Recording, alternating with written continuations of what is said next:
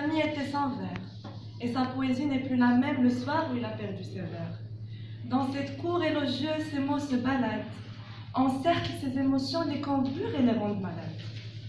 De l'eau claire dans ce puits, il se rappelle d'un temps où les amants s'aimaient sans querelle, des matins où les sages ne parlaient pas, mais vivaient leur sagesse, des cieux ouverts aux nymphes, aux démons et aux déesses, des feux qui ne s'éteignaient pas lorsque le temps rejoignait la danse, de cette pierre qui la touche et devant le lac qui l'avance, dans l'espérance qu'elle soit attrapée par Ulysse, près de cette île lointaine qu'il désire autant que l'Égypte, d'un parfum qu'il a ensorcelé lorsqu'il a dégusté l'amour, d'une mansuétude qu'il a ressentie lorsqu'il a renchéri son glamour.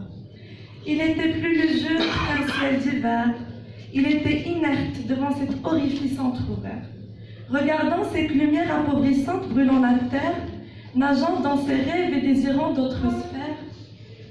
Plus olympienne que celle d'antan, l'horloge se précipite et cette balade risque de durer longtemps. Devant son miroir, il condamne son être, de retourner à la source et de ne jamais naître. Un amour mêlé à la rancœur l'affaiblit, ce Sartre, sous le cheminée, il feuillait les relis, la mémoire d'une liberté nue, il admire. L'attente de son père, il souhaite rejoindre et nuire.